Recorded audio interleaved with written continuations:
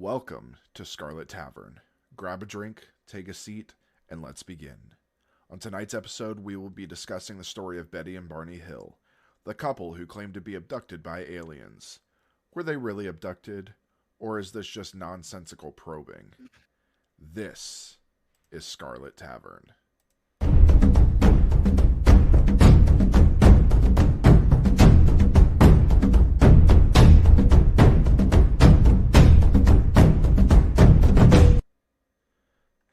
Probing. So, welcome to Scarlet Tavern. Little bit of a change tonight. We do have some special guests. You are going to notice that Aaron is now going to be a permanent part of Scarlet Tavern now that we are changing our recording times. Try changing the locks, but he just keeps coming back. Yeah. Yeah, buddy. So we also have two special guests from our D&D show, Dungeons and Magi. They have decided to join us tonight for some alien talk. And yeah, Kara, if you could introduce yourself and what you do in Dungeons and Magi. Hi, I'm Kara. I run the character known as Bakira, the Dragonborn Blood Hunter Werewolf Warlock. Say that 5 times fast. I'm a cast member and founding member of Dungeons and Magi. Yes. So, I think you mean Captain Akira. Captain Bakira. Mhm. Yes, Yeah. I forgot about the captain part. Thank you for reminding me. I am Littleton. Ugh. Oh, we're gonna get you your own little pirate captain's With a hat. trophy? Yeah. I already She got has one. I made Oh. one. Remember, she has to Oh, say ahoy, matey, and the eye patch comes out.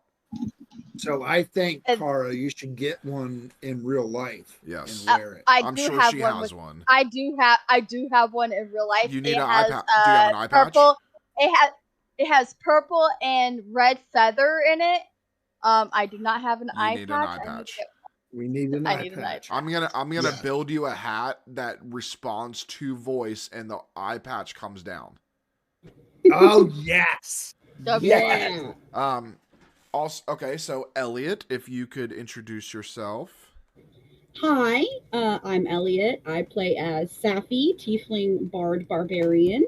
I'm also a cast member and founding member of Dungeons and Magi. Yes.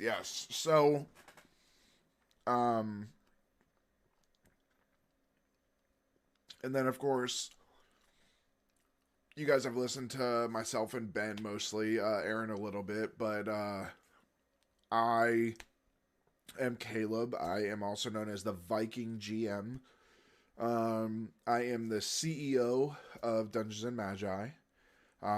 Then Ben over here plays Belvis, the Locatha fighter paladin.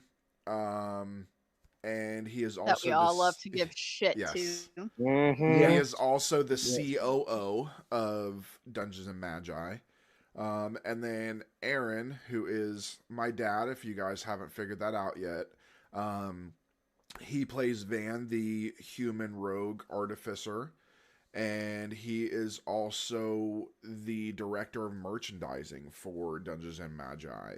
He makes our dice. He runs his own company called Raven's Nest Dice. If anybody's curious about D&D, we do have a few people that listen to us just because of us being a true crime podcast.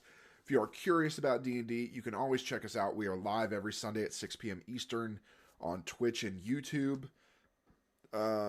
And you can check out our website, www.dungeonsandmagi.com. That's MAGI. But yeah, tonight we are going to be talking about Betty and Barney Hill. This is not super long. Betty and Barney Hill is a simple story of abduction and love making it through probing. But yeah, so You're not in love until you've been probed. Exactly. Yeah. Just saying. Oh boy. Right, Ben? I don't know what you're talking about. So, let's go ahead and jump right into it. Betty and Barney Hill lived in Portsmouth, New Hampshire. Barney, who was born in 1922, was employed by the United States Postal Service, while Betty who was born in 1919, was a social worker. They were active in the local Unitarian congregation. The Hills were also members of the NAACP and community leaders, and Barney sat on a local board of the United States Commission on Civil Rights. They were an interracial couple, with Betty being white and Barney being black, which was very uncommon in the U.S. at that time. Yeah, especially New England's got a very long, unfortunately, has a long history of racism there. Oh yeah. Yeah. Yeah. Huge. Oh, they were breaking the mold there. Yeah. So not a lot is known about their life before they got together. So jumping right into the incident, according to a variety of reports given by the Hills, the alleged UFO sighting happened about 10:30 p.m. September 19th, 1961. The Hills were driving back to Portsmouth from a vacation in Niagara Falls in Montreal. Just south of Lancaster, New Hampshire, Betty claimed to have observed a bright point of light in the sky that moved from below the moon and the planet Jupiter upward to the west of the moon. This woman must have had amazing eyesight to know where Jupiter I was about to. Did she have Well, actually, Jupiter can be seen from our atmosphere at certain times of the year. Yeah, and but I given don't know what I how know about educated she was. well, that's You got to think of the time fair. This is a period. long time ago. Yeah, A long time ago. I mean, This is like 9 years before my dad was born. Thank Well, you I mean, very much. yes, an old joke not directed at me. This is like Wow. 2 years before Ben even was back born. then, Yeah, but social knowledge-wise, workers we had to learned a have at lot. least some high amount of higher education. Yeah, Had to think about that. True. I mean, we're gonna get into this, but a lot of stuff they say is a whole crock of shit. Mm. I'm gonna put this out there right now. I firmly believe aliens exist. Me I too. think it's pretty naive and stupid of us to think that we are the only intelligible life in the universe, especially when we've only explored like 3% of it. Not even 3%. Yeah. Even Stephen Hawking said that it was statistically impossible that Earth was the only planet with life. And he died Yeah. on that hill. Oh, wait. Oh wait. Too soon? Too soon. So, while Barney navigated U.S. Route 3, Betty reasoned that she was observing a falling star, only it moved upward. Because it moved erratically and grew bigger and brighter, Betty urged Barney to stop the car for a closer look, as well as to walk their dog, Delcy. Barney stopped at a scenic picnic area just south of Twin Mountain. They're really in the backwoods. Holy crap. Oh, yeah. Betty looked through binoculars, observed an odd-shaped craft, flashing multicolored lights. First of all, they just have binoculars in the car, but okay. Well, I guess, they were at Niagara Falls, so it's possible. Yeah. I mean, yeah, you can, depending on where you go in Niagara Falls, but for the most part, you're the Falls Park, Niagara Falls State Park, you're right on the falls. Oh, yeah. So, Well, I mean, you're like they were also yeah, I mean, Canada side though. Because Montreal's nowhere near the falls. That's I know, yeah. but they were in the Canada side of the falls and were at Montreal. is what I'm Oh saying. yeah, the kid. They were. That's why they went to Montreal, because they were already on the Canada side. Oh, you mean the nice side of Niagara Falls, Yes. the part where you won't get robbed and killed. Yes. Yeah. Yeah. Pretty much. So Spoken as somebody who lives in New York. yes. Betty, looking through binoculars, observed an odd-shaped craft flashing multicolored lights travel across the face of the moon. Great binoculars. Because her sister had several years earlier said she had seen a flying saucer, Betty thought it might be what she was observing. Confirmation bias. Yeah. Through binoculars, Barney observed what he reasoned was a commercial airliner traveling toward Vermont on its way to Montreal. It's probably what it was. I mean, pilots were drinking a lot back then. Yeah. Why is it driving erratically? Some poor commercial liners or passengers are like, "Oh God, help us!" However, he soon changed his mind because, without looking as if it had turned, the craft rapidly descended in his direction. This observation caused Barney to realize this object that was a plane was not a plane. The Hill said they continued driving on the isolated road, moving very slowly through Franconia Notch in order to observe the object as it came even closer. At one point, the object passed above a restaurant and signal tower on top of Cannon Mountain and came out near the Old Man of the Mountain. Betty testified that it was at least 1.5 times the length of the granite cliff profile, which was 40 feet long, and that it seemed to be rotating. The couple watched as a silent, illuminated craft moved erratically and bounced back and forth in the night sky. Every notation that we know of UFOs does not say it moves erratically. They come with a purpose.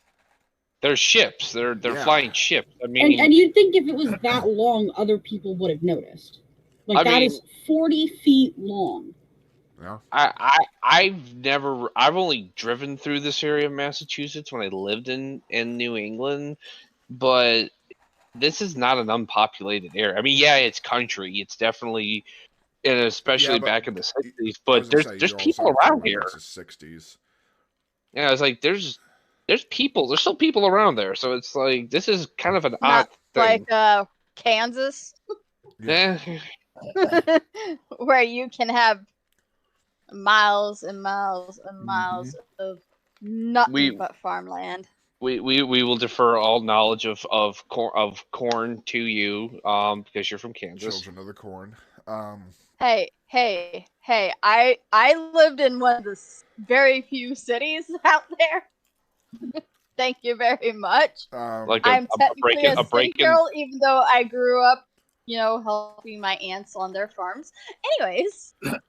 So, about 1 mile south of Indian Head, they said the object rapidly descended toward their vehicle, causing Barney to stop in the middle of the highway. The huge silent craft hovered about 80 to 100 feet above the hills, 1957 Chevrolet Bel Air. God, I would kill for that car. Yeah. And filled the entire field of view in the windshield. It reminded Barney of a huge pancake. Carrying his pistol in his pocket, very safe, he stepped away from the vehicle and moved closer to the object. We do that all the time. Yeah. Using the binoculars, Barney claimed to have seen 8 to 11 humanoid figures who were peering out of the craft's windows, seeming to look at him. Big-ass windows. Yeah. In unison, all but one figure moved to what appeared to be a panel on the rear wall of the hallway that encircled the front portion of the craft. The one remaining figure continued to look at Barney and communicated a message telling him to stay where you are and keep looking. Barney had a recollection of observing the humanoid forms wearing glossy black uniforms and black caps. Red lights on what appeared to be bat wing fins began to telescope out of the sides of the craft, and a long structure descended from the bottom of the craft. The silent craft approached to what Barney estimated was within 50 to 80 feet overhead and 300 feet away from him. On October... And he's seen all this? Yeah, apparently. Sorry, my question is, how would aliens know our language? Yeah, how would he get that message? Is he holding were they holding this? I was about to say, was he holding up a sign, little board, marker? Stay there. They claim that the alien spoke telepathically to him. And the whole language thing, the whole thing with aliens is that they have been studying us so they would learn our language. Right. Yeah. Okay, I can see that. And there's nothing to say we are the oddballs of the universe. There's nothing to say that they don't speak our language naturally. Well, that's true. Maybe they do. We don't know. Yeah. Until I come in contact with an alien. We have no idea what kind of languages they speak. It'll be interesting to find out. On October 21st, 1961, Barney reported to the National Investigations Committee on Aerial Phenomena investigator Walter Webb that the beings were somehow not human. What? They weren't human? Arriving home at about dawn, the Hills stated that they had some odd sensations and impulses they could not readily explain. Oh, the aliens turned them on. Probing. They got probed. I think he wants to do some probing of his own. Betty insisted her luggage be kept near the back door rather than the main part of the house. Their watches would never work again. Barney said that the leather strap for the binoculars was torn, though he could not recall it tearing. The toes of his best dress shoes were scraped. Barney says he was compelled to examine his genitals in the bathroom, though he found nothing unusual. Huh. Okay. They took long showers to remove possible contamination, and each drew a picture of what they had observed. I can just imagine being Walter Webb as they're describing. It's like, yeah, is he just writing notes? Sure. That shit crazy. Listen, Walter, I checked my balls. Right. And what? You guys have never just randomly stared at your own genitalia for no reason? All the time. Right? I'm not gonna lie, I got daily reminders set on my phone.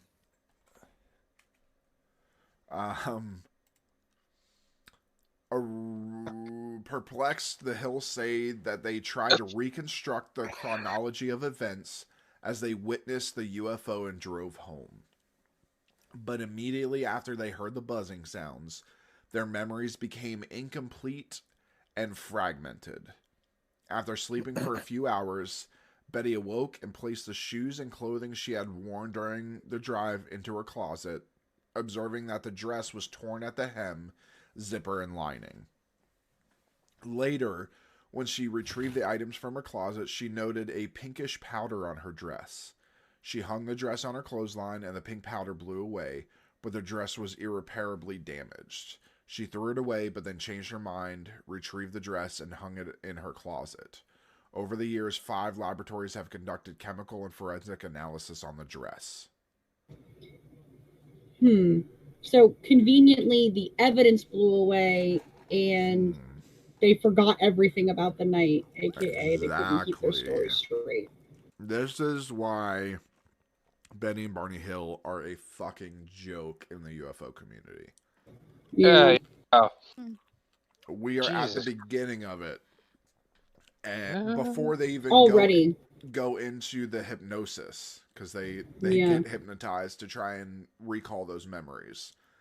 I'm starting to think now we're starting to find the cause of this, because I guarantee you they probably had some accident and some hypnotist was like, how do I fuck with these people? Well, I think that I don't know. There's no reason for them to. This is the thing that gets everybody. There's no reason for them to make it up because they weren't hurting for money. They were doing decent for the time. I mean, the man worked a government job. He worked for USPS. Especially in the 60s, that was a good job. Yeah. So they weren't hurting for money. So it's weird that they would make this stuff up, but none of it makes sense, so it has to be made up. Yeah, I mean, the only thing I can think of is a social experiment, but so even that doesn't have much. There are some theories that, of course, the big theories are the UFOs are actually the government and stuff like that. And Area 51 and all of that, which we will touch on Area 51. What we can talk about, Ben and I don't want to lose our security clearances. I just got the damn thing. So we will be careful when we talk about any government things. I'm going to put this out there. We will never discuss nuclear weapons. Nope. I have a very broad knowledge of every nuclear site in the country. Caleb, you know more about them than I do. I know where every nuclear site is in the country, and that's Oh, why that's terrifying. that's why I have my security clearance, and that's why Yeah. I'm keeping my security clearance. Yeah. We'll respect that. We'll Yeah. not I just have access to all the technical specs of advanced communications and tracking gear of the U.S. to communicate with aliens. Mm-hmm. Yeah. Don't worry about that. Yeah, no. I value my freedom. Thanks.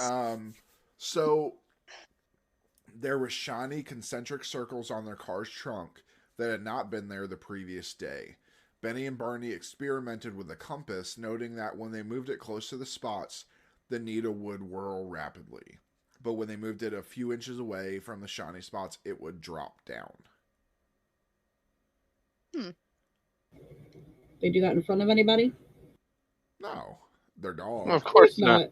That would actually be, smart. Yeah. Yeah. Walter N. Webb, a Boston astronomer and NICAP member, met with the Hills on October 21st, 1961. In a 6-hour interview, the Hills related all they could remember of the UFO encounter. Barney stated that he had developed a mental block and that he suspected there were some portions of the event that he did not wish to remember. He described in detail all that he could remember about the craft and the experience of the somehow not human figures aboard it. Webb stated that they were telling the truth. Wow, apparently he's a human lie detector. Yeah. He stated that they were telling the truth and the incident probably occurred exactly as reported, except for some minor uncertainties and technicalities that must be tolerated in any such observations where human judgment is involved. Example, exact time and length of visibility, apparent sizes of objects and occupants, distance of height of object, etc. So this man is claiming that everything that they said is true. Well, yeah, okay. And it has to be true. Well, I think it's like you said. I mean, this sounds made up, but who the hell could make this up? I mean, I'm reading it and I'm just like, it's just, this is, honestly, what it probably was? Somewhere between Montreal and where they were they're driving right down the length of New Hampshire. Wouldn't surprise me if they stopped somewhere to get like a bite to eat and somebody just happened to have some LSD and just decided to just chip, sprinkle it on their food or drinks or whatever. Because you can't taste LSD. You can't taste it. Ben knows from experience. Don't worry about that. There goes the security clearance. Damn it. You're determined to get that thing revoked from me, aren't you? Yep. And they just sprinkled it, and they had the trip of their lives. Because this is reading like a weird-ass LSD trip that because again, LSD wasn't well known, so they wouldn't have known. Wow, I had a wacky trip. LSD actually, I believe, came out in the 50s, but it wasn't very well known, and it wouldn't be known for a few years by the time when the counterculture started getting going and everything. But yeah, I think these people got spiked with some I guess LSD. it's a really good thing that I just say, fuck that shit. Nope. Yeah. Well, and there's actually the LSD, just so everybody knows, it was actually created during the Cold War. Correct. By Swiss scientists. It was synthesized by Swiss scientists, and it was going to be used during war. Like as a weapon. Oh yeah, and then the CIA conducted experiments with LSD. Yeah. They thought. Here's a thought, because I know how fucked up sleep deprivation can fuck with you. Let's just say I've had some trippy fucking hallucinations because of sleep deprivation things. Yeah. So I know from a fact, and given the time of night that this was, if they were driving for an extremely long time, that could actually account to hallucination and memory loss. Actually, Yeah. But the trip. Speaking from experience on that one. Yeah, it's not that far from New Hampshire area to, or from Montreal and everything to New Hampshire. But it also depends on how long they were up before they started that drive. It's true. It's also, and because they say that it happened at 10:30 p.m. at night. Like, I was up for I want to say like 72 hours straight. Lord. And I was out on a country road, and I saw purple jackrabbits because of sleep deprivation. Country road, take me Yeah. home. To the place. Just for clarification, it is about 5 hours between Montreal and Portsmouth, New Hampshire. That is how long it takes us to get to Ben and Ben to get to us. Yeah. Yeah, but there's also, you gotta also account for drive wariness, that tunnel vision, all of that happens on the road. I mean, you could be right, especially when you're tired. It just seems a little odd. They were both if they were both tired, they're both hallucinating the same thing. Simple. When you're that tired, you're actually very susceptible to suggestion. So if somebody's like, "Hey, look at that," and you're like, "Oh yeah, I see that too." Yeah, that is very true. That is very true. Off the air talks, Kara. Sorry. Of your trippy dreams. I want to know more about the purple jackrabbits. Yes. That was not so popped up on caffeine, specifically caffeine pills and energy drinks. Caffeine pills. No, those caffeine pills are no joke. Legitimately caffeine. Yeah, I know. Those pills are no joke. Ben, I have dumb shit I done because of a dare. Of caffeine pills. I avoided them, but I've seen a lot of my friends trip out on that shit. I'm like, no. When I did convoys, I popped myself full of caffeine pills. Okay, speaking of vivid dreams, 10 days after the alleged UFO encounter, Betty began having a series of vivid dreams, which continued for 5 successive nights.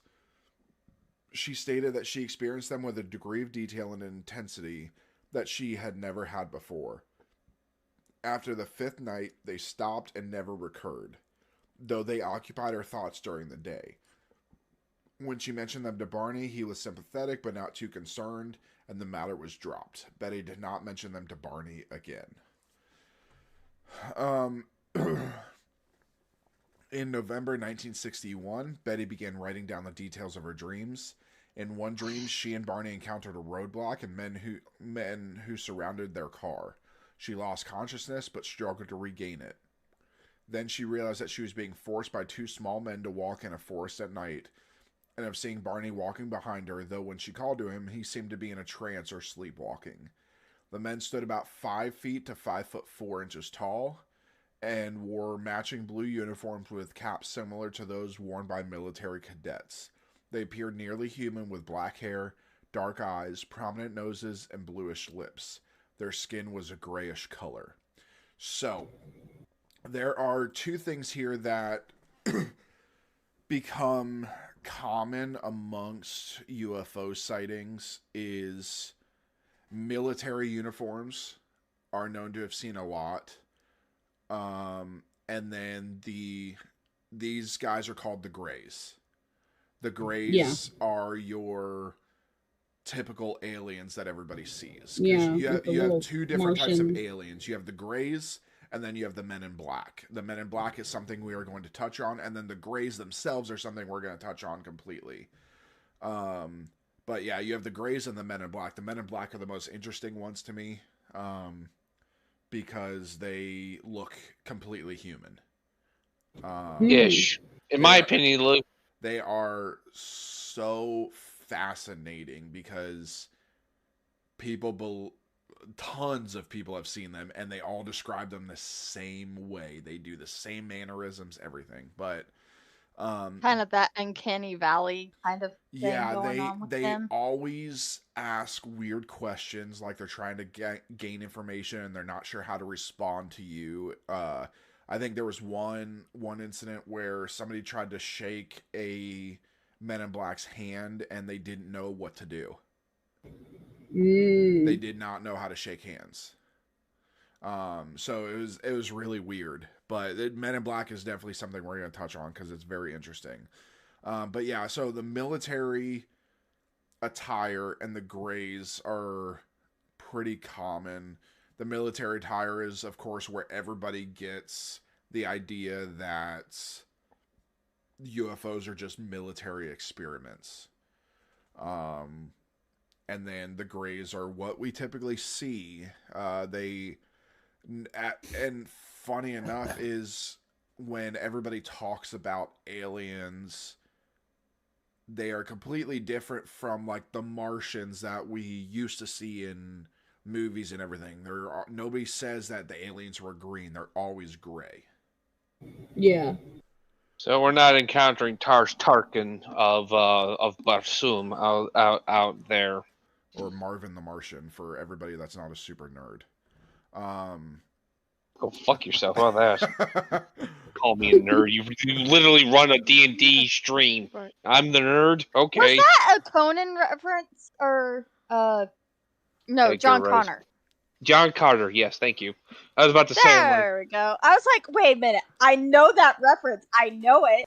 My brain is like, where do I know that from? Like I said, sorry. super nerd. And why are you giving me shit? You like John Carter of Mars. Oh, I love that movie. I didn't say I did. We actually found there is a John Carter RPG we're going to do. Yeah, I didn't say. I'm sorry. There's an RPG. Yeah. Oh. Yes. So. Sorry. Oh, it's okay. I was the same way. She and Barney were taken to their car, where the leader suggested that they wait to watch the craft's departure. They did so, then resumed their drive home. Having read Webb's initial report, Jackson and Homan had many questions for the Hills. Jackson and Homan are two more of the UFO people. From the Nightcap? Yeah. So, and Nightcap does still exist, as far as I know. When we start talking more about alien stuff, we're going to start getting into the different abbreviations, and there's a few out there that don't exist anymore. And then, of course, we're going to segue some of the alien stuff into the alien cults and stuff like that, because those exist. Heaven's Gate. Yes, Heaven's Gate. Their website still exists. You can go to Oh, it dear now. It God. looks like it's from the 90s. And somebody is still controlling Heaven's Gate's website. Oh, The God. aliens. Nobody knows who. So one of their main questions was about the length of the trip. Although the Hills had noted that they had arrived home later than anticipated, the 178-mile drive should have taken about 4 hours. They did not realize that they arrived home 7 hours after their departure from Colebrook. When Homan and Jackson noted this discrepancy to the Hills, the couple had no explanation. Which this is what a phenomenon ufologist calls missing time. The Hills claim to recall almost nothing of the 35 miles of U.S. Route 3 between Lincoln, Indian Head, and Ashland. Both claim to recall an image of a fiery orb sitting on the ground. Betty and Barney reason that it must have been the moon, but Holman and Jackson informed them that the moon had set earlier in the evening. The subject of hypnosis came up, and it was decided that it should be carried out in order to recover previously irretrievable memories. Barney was apprehensive, but thought it might help Betty put to rest what Barney describes as the nonsense about her dreams. Such a supportive husband. Okay, so Right. all this other UFO stuff, it's like that's believable. Oh, those dreams about more detail. Oh, that's nonsense, dear. It's like, Yeah. okay, Because okay, She got Barney. ahead of herself creating stuff. It's because he's not having them. Yeah. Having one of those. And this is the 1960s. Yes, where hysterical woman syndrome was actually a thing. Yeah. I say that I ironically and a complete sarcastic criticism of the mental health situation back then. Yeah. On November 23rd, 1962, the Hills attended a meeting at the parsonage of their church where Captain Ben H. Sweat of the United States Air Force was a guest speaker. Having had an interest in hypnosis, the Hills approached Sweat privately and related their strange encounter. Sweat was particularly interested in the missing time of the Hills' account. The Hills asked if he would hypnotize them to recover their memories, but Sweat declined and cautioned them against going to an amateur hypnotist such as himself. So Captain... Hold on.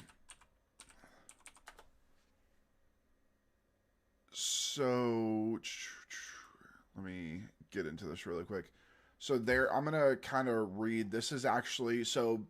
Captain Sweat actually has a website. Called bsweat.com. Seriously? Yeah. This is a testimony from him about Betty and Barney Hill. And Ben, he was stationed at Pease Air Force Base. Peas. Wait a minute. I know that base. Yeah. Where's that? Where was that? Hold on. I'll look it up. You go. So it's an Air National Guard base now in Portsmouth. Oh, Peas. Yeah. Yeah. I know that. So I've heard of it at least. It used to be an active duty base. Now it's a National Guard base. Okay, so this is his statement. On 23 November 1962, I read some of my poetry to a meeting at the rectory of the Unitarian Church in Portsmouth, New Hampshire. I wasn't a member of that church and didn't know anyone there except the pastor. After my poetry reading, he said he had heard I was studying hypnosis and that they would like to hear about that. Those who came for the poetry left and a few remained.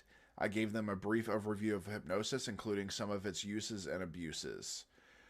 Let's keep in mind the Unitarian Church is not your typical church. We've been talking about like Catholicism and stuff like that.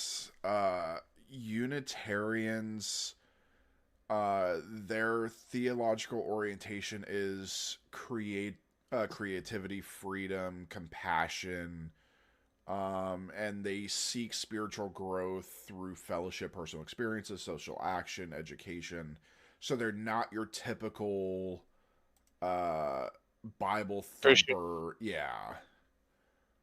I've heard of them, but I've never had no idea what these guys are about. They believe Jesus Christ is God's son, but that he's not divine. Right. Okay. So that's where, because people think church, why would they bring up hypnosis? It was pretty common in the Unitarian church. Plus, hypnosis was kind of a new thing back then anyway. Everybody was doing people back then. As I was about to leave, two people came up to me, introduced themselves as Betty and Barney Hill, and asked me if hypnosis could be used to recover lost periods of memory. I wondered why they asked that question because I just mentioned it in my talk, but I said yes, that's one of the classical uses of clinical hypnosis. They started telling... Huh? You've been cutting out. We're losing your mic in and out. Can you hear me? Yeah, we can hear you, but...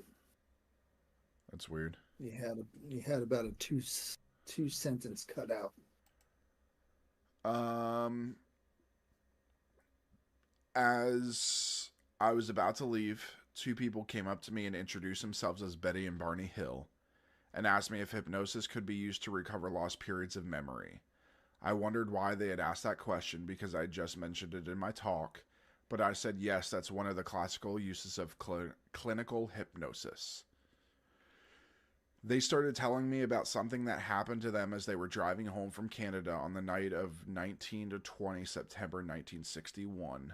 A light in the sky that seemed to follow them and then circled them, and being stopped on the road, and how they later realized that they had a 3-hour gap in their memories as they told their story. Barney's face kept twitching spasmodically on one side. I didn't like the looks of that. They said some of their friends thought the light that followed them was a UFO and asked me what I thought about UFOs. I said, there's a lot of reports by credible people. Then they asked me if I would hypnotize them to recover that gap in their memories. My first thought was, I don't want to wade into whatever is making his face twitch like that. I'm not a psychiatrist. Then I thought, UFOs. I'm an Air Force officer. Hypnosis. I have no credentials. So I said, no, I'm not qualified to do that. There were some discussions of UFOs. Three of the men obviously knew a lot about Air Force UFO reporting, more than I did, but I didn't know them. Betty and Barney walked outside with me and we talked for a rather long time. I was skeptical of their story, but responded as best I could. They said several people had suggested they try hypnosis, and since I had studied it and recommended it for recovering memories, they thought they would go ahead with it. I said recovering those memories might reveal a lot of trauma and cautioned them against going to an amateur hypnotist such as myself or a half-baked hypnotherapist. I said they needed to find a reputable psychologist or psychiatrist who used hypnotherapy. On September 1963, I gave a lecture on hypnosis to one of the adult study groups at the Unitarian Church in Portsmouth, followed by a question and answer period. No one mentioned UFOs. Several years later, I learned that Betty and Barney had told their story to this group before I arrived. They came to me afterward and said they had not tried hypnosis and still had the gap in their memories. Betty was still having dreams about the incident, but she wasn't as upset about them. Barney was going to a psychiatrist he liked and trusted. He had mentioned the UFO incident, and the psychiatrist wasn't astonished, but they were working on that. They were not working on that. I thought, this sounds right, he's in good hands. I strongly encouraged them to ask Barney's psychiatrist about the use of hypnosis to recover the gap in their memories. I didn't hear anything about the Hills for the next 9 months. It was only later I learned that they had acted on my recommendation, and Barney's psychiatrist had referred them to Dr. Benjamin Simon, a well-known psychiatrist in Boston. They first met with him on 14 December 1963. From 4 January to 27 June 1964, they drove to Boston 1 day a week. Dr. Simon always hypnotized them separately and made sure neither of them could hear what the other one said. Under hypnosis, they were able to remember the UFO incident, but it was so traumatic for them that he reactivated the amnesia at the end of each session. Starting about the 1st of April, the sessions were mostly based on playback of audio tapes made under hypnosis. At the end of the last session, Dr. Simon gave them the tapes and said they could listen to them at home because that might help reduce the trauma. On 27 June 1964, as soon as they got home, Barney telephoned me at supper time. I was surprised to hear from him. He said they took my advice, had tape recordings made under hypnosis, and asked if they could bring the tapes to our house because they didn't want to listen to them alone. They wanted me to listen to the tapes and tell them what I thought. So the four of us, Betty and Barney, and Wynn and I, Wynn being his wife, sat on the floor in our living room that night and listened to the recording of Barney's first session under hypnosis. I was skeptical at first, but hearing what was on that tape, plus the fact they didn't want any publicity, convinced me that they were telling the truth. For example, under hypnosis, Barney described seeing the UFO hovering close to the ground near the road. He got out of his car, walked toward it, and looked at it through binoculars. Something like a man was looking at him out of a window, right into his eyes, started putting thoughts in his mind. He says, "Come a little closer, don't be scared." I used to talk to rabbits like that when I was hunting them. Just before the point on the tape where Barney started screaming, "I've got to get out of here," and ran back to his car, the physical Barney jumped up and ran out to our kitchen and vomited in the sink. I thought that would be pretty hard to fake. I agree. When we finished listening to the tape, they asked me what I thought about it. I said I thought they were telling the truth, but that wasn't the problem. They said Dr. Simon also thought they deeply believed all this was true, but they wanted to know if it was real. Did this really happen to them, or was it somehow a dream or fantasy created in their minds? I said I would need to hear all of the tapes before I would even try to answer the question. They left the tapes with me. I listened to all the tapes. It took 5 nights. I made a lot of notes, went back to several tapes to make sure I had them right. Then I cross-checked comparable elements, distilled the whole thing in my mind, and decided what I believe. Are you sure this guy was an officer? He's doing a hell of a lot of work. Yeah, where was this man's NCO? Right? Yeah. Like, he should have other people doing this work for him. If my lieutenant is there in this place, we don't think that. We appreciate your work, loyalty. No, that's not what Ben said earlier. My lieutenant actually likes me. Stop trying to get me in trouble. It was obvious that the Hills were deeply hypnotized. What they recalled under hypnosis consistently and persistently supported the hypothesis that their experience was real, but Dr. Simon didn't believe in UFOs and wasn't about to. He kept leading them toward any other explanation and thus strongly suggested their experience wasn't real. That was why they were so ambivalent and why their trauma had not been resolved. On the positive side, the fact that he did not believe them, did not suggest it to them, and tried to lead them away from it, greatly increased their credibility and thus supported the hypothesis that what they remembered was real.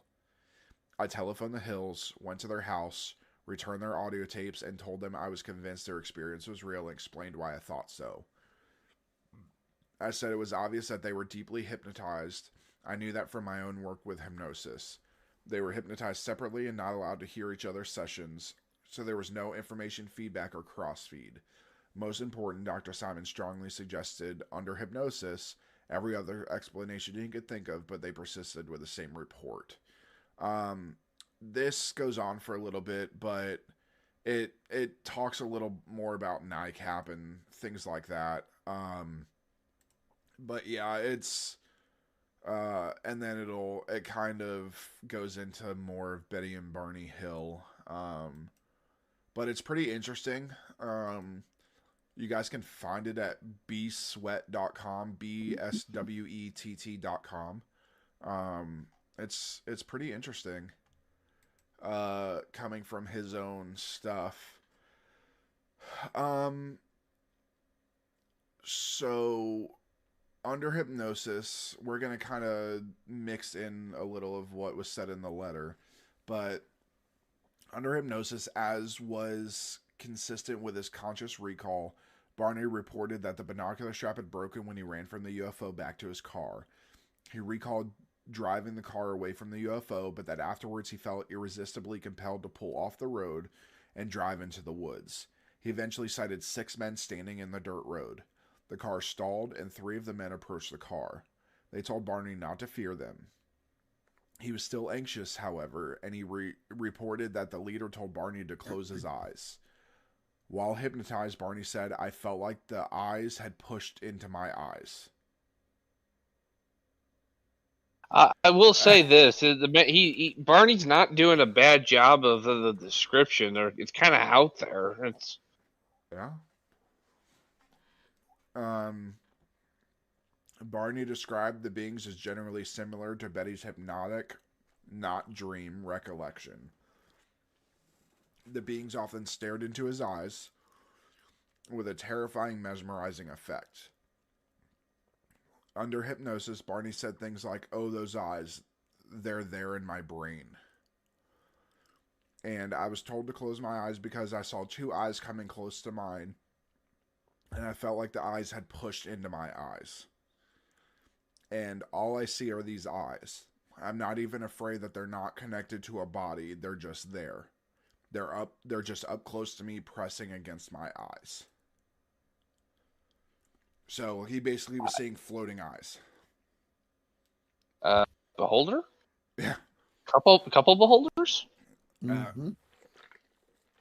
I mean, it's scary. Yeah. There are beholders in the backwoods of New Hampshire. Yeah. The more you know. Yeah. While Betty reported a conversation with the leader in English, Barney said that he had heard them speaking in a mumbling language he did not understand. Betty also mentioned this detail. The few times they communicated with him, Barney said it seemed to be thought transference at the time, because he was unfamiliar with the word telepathy.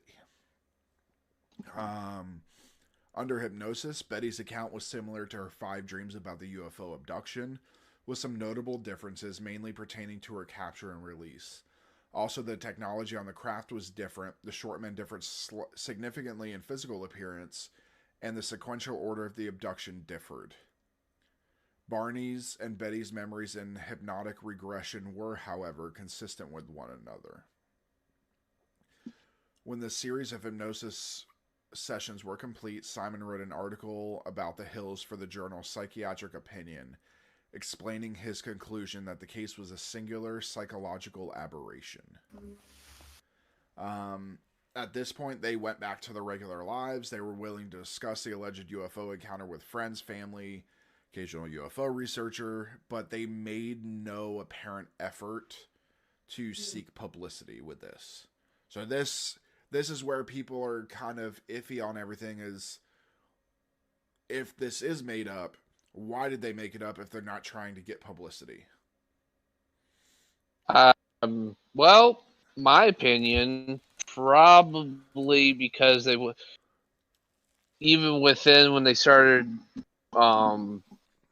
telling this, is because initially they did seek out, like, slowly it could seem like they were taking baby steps to say something, but then when they weren't met, they people weren't like enthusiastically greeting, like, really, yeah, absolutely, yeah, that sounds so real. They probably started backing off, like, okay, they're not buying this. Yeah, and that's another thing that I was thinking. You can act like you don't want publicity, but here we are all knowing about it years later. Yeah. Well, there's a website with huge accounts of those discussions. Well, the thing is they never specifically published anything. Yeah. It was reporters. But when they probably, but I can't help but wonder, if they had gotten more attention, would they have pushed out more? I mean, their story is just, I'm sorry, it's batshit crazy. So, in the mid-60s, they did start making lectures. Yeah. So, on October 25th, 1965, a front page story in the Boston Traveler asked UFO Chiller, did they seize couple? Reporter John H. Luttrell of the traveler had allegedly been given an audio tape recording of the lecture the Hills had made in Quincy Center in late 1963. Luttrell learned that the Hills had undergone hypnosis with Simon. He also obtained notes from confidential interviews the Hills had given to UFO investigators. On October 26, United Press International, UPI, picked up Luttrell's story and the Hills earned international attention. In 1966, writer John G. Fuller secured the cooperation of the Hills and Simon and wrote the book The Interrupted Journey about the case. This book included a copy of Betty's sketch of the star map. Betty had created this star map of the stars that she had seen, the traveling that the UFO took, and this and that. She was basically a mini astronomer. The book was a quick success and went through several printings. Here at the end, Barney actually died of a cerebral hemorrhage February 25th, 1969 at the age of 46. After which Betty went on to become a celebrity in the UFO community. She lived a long life. She died of cancer October 17th, 2004 at age 85. And she never remarried. Psychiatrists later suggested the supposed abduction was a hallucination brought on by the stress of being an interracial couple in the early 1960s. I don't know about that. I mean, seemed like despite their being an interracial couple in a time when that was very unheard of, again, without actually knowing these people firsthand and knowing their struggles, I mean, he had a government job. She was a social worker, so that's probably a government, some kind of agency that probably works with the government as well. It is. So, yeah, so these aren't government at least. Yeah. So again, without knowing their really in-depth personal stories and what they went through, which I'm sure being in New Hampshire back then in New England and just how the whole country was at the time, I'm sure they encountered their share of ignorance, but at the same time, I don't know, it doesn't seem like that made them snap. They're just driving along and, oh my God, I'm white and you're black. This is intolerable. Aliens. That's we're making some really big leaps and bounds here, to me at least. Well, what we're gonna get into right now is the different theories. Some being on stuff that Kara touched on as well. So Jim McDonald, which is a resident of the area in which the Hills claim to have been abducted, he has produced a detailed analysis, which you can actually still find. He has produced a detailed analysis of their journey, which concludes that the episode was provoked by their misperceiving an aircraft warning beacon on Cannon Mountain as a UFO. McDonald notes that from the road the Hills took, the beacon appears and disappears at exactly the same time the Hills describe the UFO as appearing and disappearing. The remainder of the experience is ascribed to stress, sleep deprivation, and false memories recovered under hypnosis. And then after reading McDonald's recreation, a UFO expert, Robert Schaefer, who is well known in the UFO community, he writes that the Hills are the poster children for not driving when sleep deprived. Mm-hmm. I think Kara probably nailed it right on the head. Yeah. Mhm. Oops. Yeah. Sleep I would. deprivation is no joke. It really isn't. Always, folks, you should obviously never drink and drive, but definitely never sleep and drive. Aaron, you obviously did road patrol and everything when you were a cop. What would you say was probably more just a quick thing? What's more dangerous, drinking and driving or sleeping and driving? That's tired and driving, I guess. Tired and driving. actually. There, I know personally, just from the time with the sheriff's office, when I drove a semi as well after I retired, there were stretches of like double digit miles. You have no idea how you made it through. Nope. Nope. I remember looking at one exit sign, and then what I thought was 5 minutes later, it's 10, 15 miles down the road. And have no idea how I got there, what I did, anything like that. So, Guys, unfortunately, don't sleep my and first major motor accident was because I was severely sleep deprived, and I ended up falling asleep behind the wheel. People always think that he's like, oh, I can't fall asleep at the wheel. Yes, you can. Yeah, Man, no. it's actually no. There's a reason why if I'm starting to get tired, I will pull over and I will take a nap on the side of the.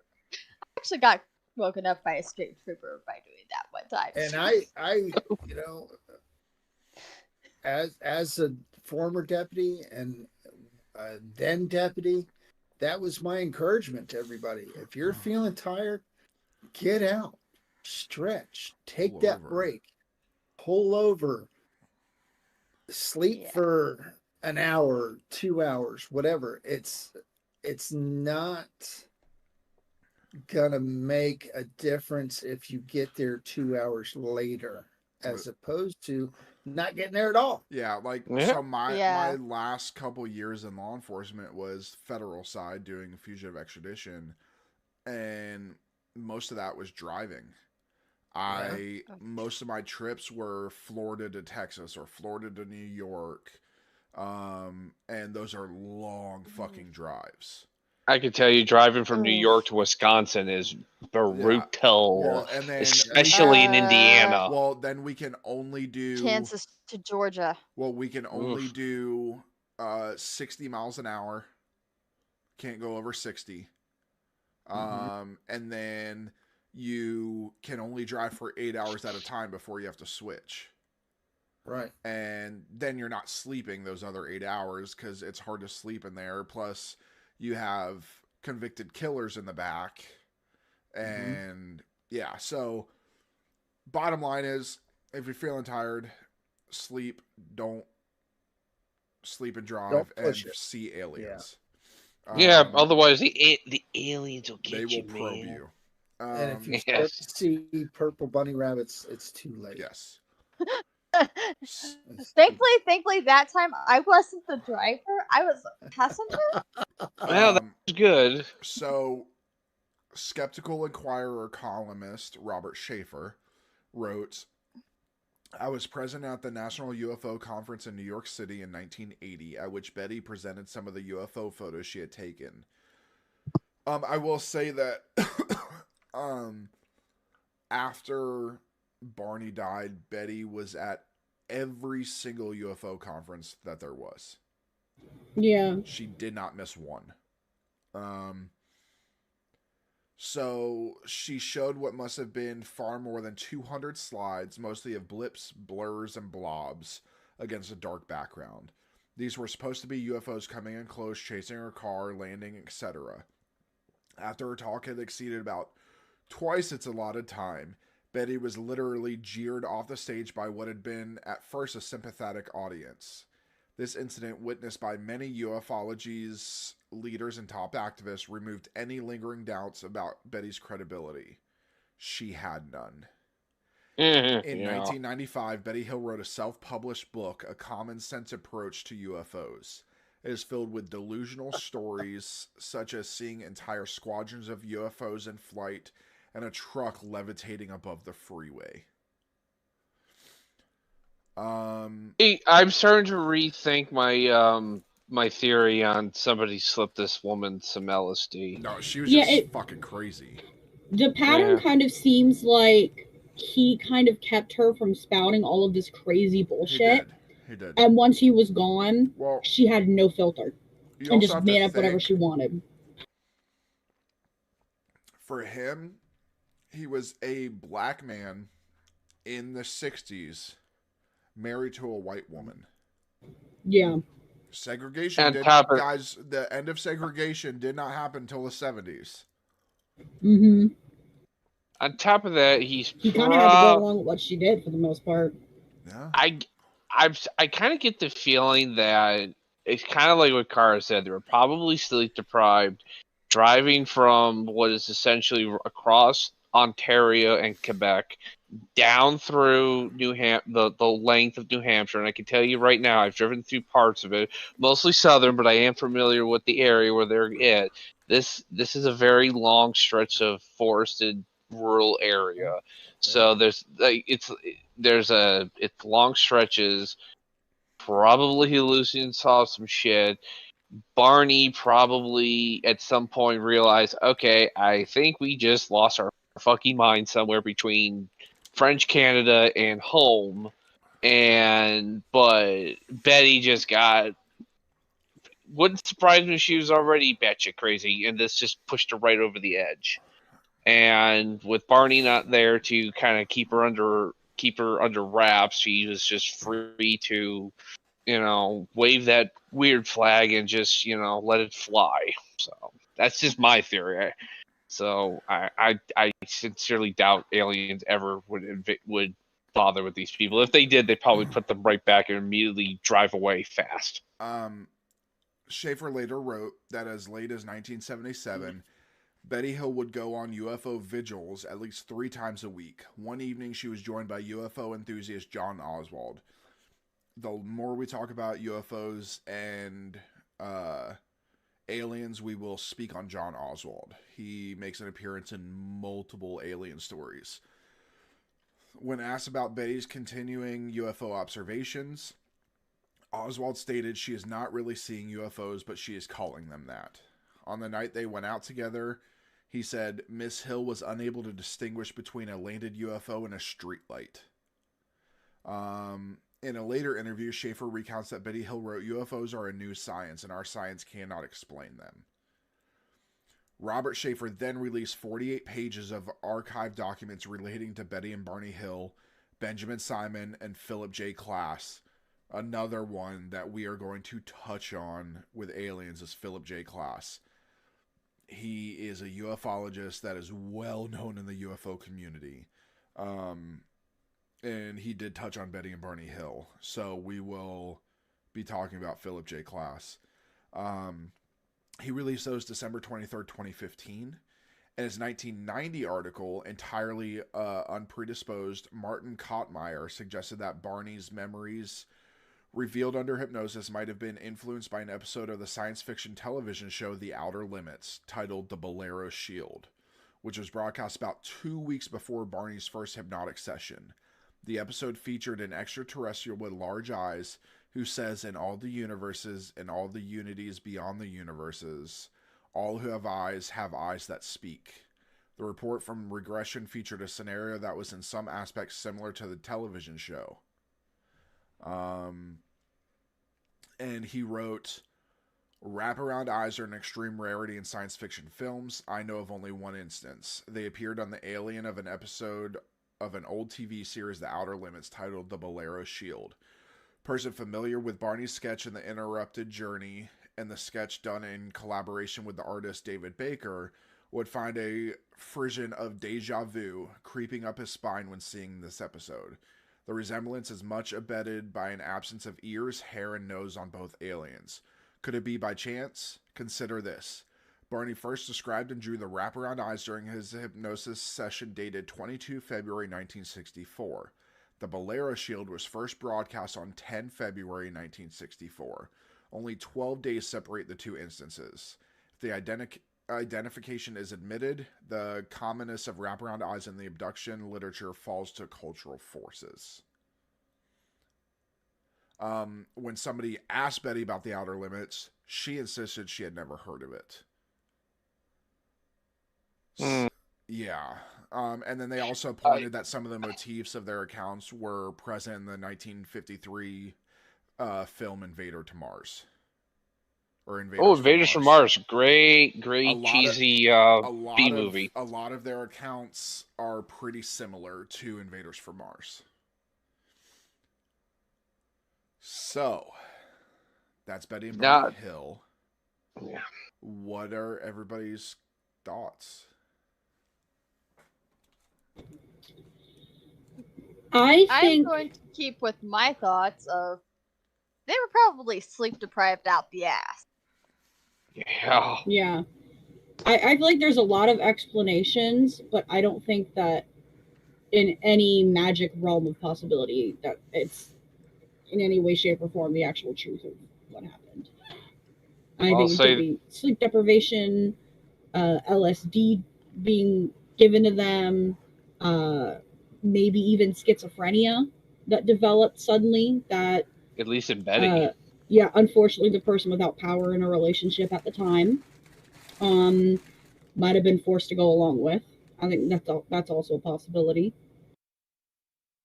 I'll say this on a lighter note: if aliens did visit them and saw how batshit crazy they are, they probably haven't been back since. Yeah. Because let me put it this way: if I were visiting a new place and I met people like this, I'd probably be like, "We're gonna just back this up, and we're just gonna leave and never come back." That would be my thing. But in seriousness, I agree with Kara and Elliot. This is probably sleep deprivation. I also stick to the LSD thing. Somebody at some point slipped these people something. This stuff is, again, I have not encountered this, so to me this sounds so far fetched to the point where it's like somebody had to slip something. This is definitely the least credible. We're gonna get into some other ones that seem a lot more credible, like one of my personal favorites, Travis Walton. Mm-hmm. That is the one that made the movie about, right? Yes. Fire in the Sky? Yes. Great movie. You should all see it. I haven't seen it. Everybody, great movie. Go watch Fire in the Sky. Great movie, based on a true story. Robert Patrick, D.B. Sweeney, one of my favorite actors. It is the movie. If you read the movie, watch the movie, which is great, which is also based on a book. Just saying. If you read the book and the actual interview, this is where we have the movie presents a very reasonable account. The book, it's like, all right, there's some parts here that are weird, but like you said, we will get into that. I hope we do. Excuse me. Hope we do. Yeah, we're definitely gonna get into Travis Walton. It's one of the newer. A lot of the abduction stories that are out there are 60s, 70s, 80s. Travis Walton's the most recent. And the 80s or 70s or 80s, right? I think it was 80s, 90s. Early 90s, I think. But Travis Walton also was very interesting because of all of his friends as well. Yeah. That's what makes it interesting without spoiling anything. His friends are what makes it interesting, especially the guy that Travis Walton didn't like Travis Walton but still corroborated his story. Yeah. So that's what gives creditation. And who did not want to be on record. But we're gonna do a few UFO stuff. We have a lot of stuff lined up next. Everything from the Zodiac Killer to MK Ultra and Project Paperclip. Those are the ones where Ben and I are gonna lose our security clearances.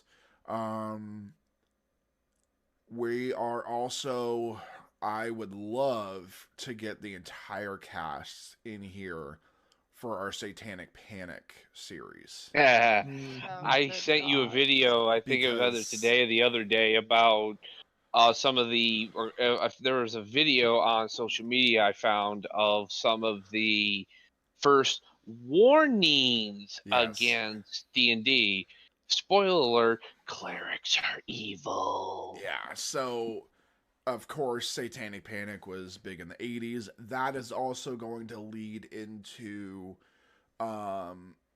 the Boys on the Tracks, because that was the Boys on the Tracks was big. That was, for those that don't know about the Boys on the Tracks, there were 3 boys, I believe it was 3 of them, that were killed in Georgia, a small town in Georgia, and they believe that the killer was involved with D&D and listened to hardcore metal music, and Satanic Panic was very in full swing. So we will definitely do Boys on the Tracks as well. We're going to be doing like the Stanley Hotel, which is... Ooh, yeah, I've heard of that one. Stanley Hotel's great. No offense, but I have feelings about the whole D&D and listening to metal, as I match that description. Thanks. Well, and that's why I want to have everybody in the entire cast in for the Satanic Panic, because it touches on everything that we do.